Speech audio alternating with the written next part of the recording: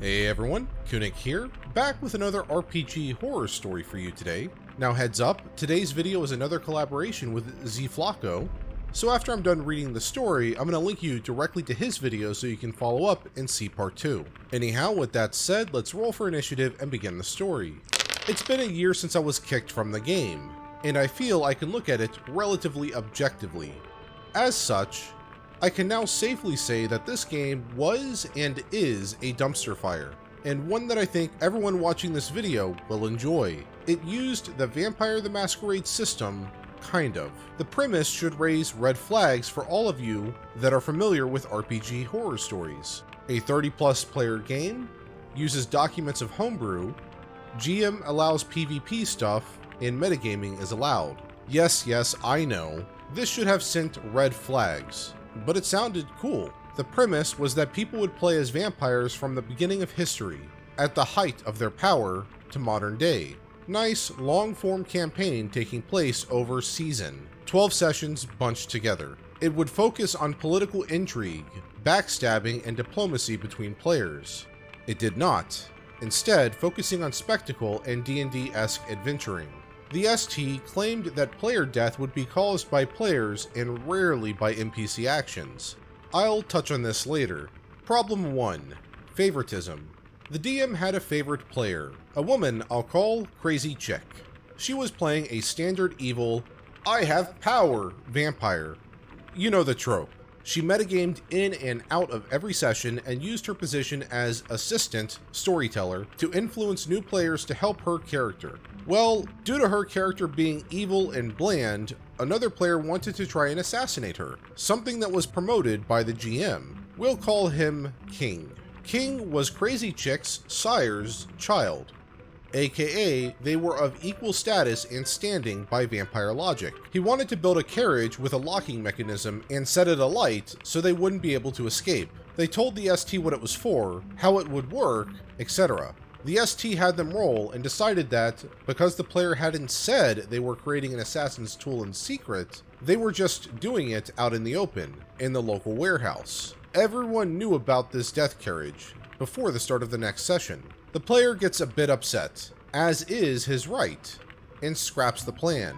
Instead, he assembles his 4 children, all NPCs. They were raised to be loyal fighters, fierce enough to kill werewolves, clad in the best armor and weaponry. He put them in positions within the Royal Guard, of which King was in charge of. Yes, the entire Royal Guard and military force. He begins to plot a coup with his children, but Crazy Chick had a daughter. Said daughter manages to find out the plan and report it to her mother, asking if she could resolve it herself. Crazy Chick shrugs and says sure. So the NPC daughter goes to another NPC, someone named Irad, who was extremely powerful, and asks him, can you please kill King for me?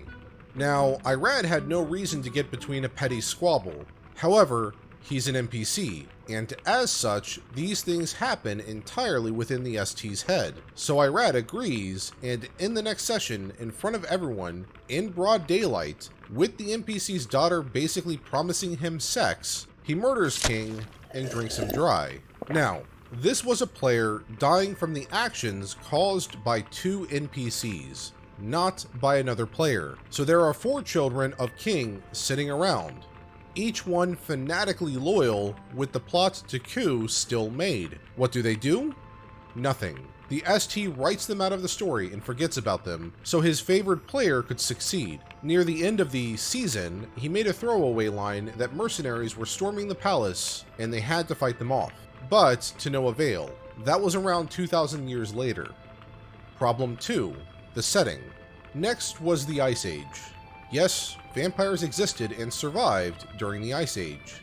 Lots of them, in fact. Vampires require blood to survive, and were just in decadent lives in a massive city, before being knocked by a god into an ice age. So, it would make sense that most vampires don't know how to survive in this time period. Let's think about potential plots for vampires stuck in a time when tribes wander and blood is scarce. They might have to worry about freezing to death while exploring, their limbs going numb, and unable to flee as the sun rises. Blood, being a scarcity, might force vampires and players who were once friends to contend for tribes that they control, stabbing and slashing at each other to make sure no one takes their blood supply. Perhaps the humans might even go for more good-aligned vampires, so they might get something out of this deal. Perhaps some begin to descend into the primitive world around them, going native and forgetting how to read or write. All wonderful plots that push character development in interesting ways. In practice, this was not the case. Instead of holding philosophical debates in palaces, they held them in caves. Instead of worrying about the cold, that was other people's problems. Instead of having to stake a claim, traveling the world was super easy. So what plot did ST go with? Well, werewolves. Oh, and were-spiders. In the land of ice and snow, werewolves decided that they wanted to destroy all human life, and as such, were attacking all human life, led by someone named Silverfang. Silverfang, for every attack, rolled above 30 dice. Now, if this NPC sounds busted, you'd be right. In fact, 2 players tried finding out where he was, and one of them rolled low on his stealth check, and, as such, was torn to pieces within a round of combat. Really tough. 2 sessions later, Silverfang was gathering an even larger force of werewolves. A true pack of them, numbering in around 30. They could smell vampires and slaughter them within minutes, even at one point forcing everyone to flee on the back of a dragon to survive. Yes, a dragon. Shut up. It should be even harder to survive this, but no. See, another player was favored as well. We'll call him Investigator. Investigator managed to sneak into the werewolf's pack's location, past their guards, past everything, put poisoned berries in their food, and left before they saw him. Oh, and this was without making a single dice roll. And yes, a small pack of poisonous berries killed the 30+ werewolf group, including Silverfang. Must have rolled those 30 dice poorly. No dice were rolled for this. Last example. Mechanics. The ST allowed for downtime actions. He claimed that, should you do an action that fit the time period, you wouldn't receive negatives, while if you tried to push the envelope, or try something that doesn't make sense, he would give you a mighty big punishment without warning. So, for those that don't know, Vampire the Masquerade rolls on a D10 system. You roll D10s, and if they match or succeed the difficulty, then they are considered successes. If you roll a 10, you get the successes and roll another dice. If you roll a 1, you lose a success. If you have negative successes, you critically fail and suck. Difficulty starts at 6 and goes up to 9 and down to 2. So, if you want to, let's say, hop over a chasm, you'd roll some dice and try to get 6 or above. If it was icy and you were rushed, maybe a 7.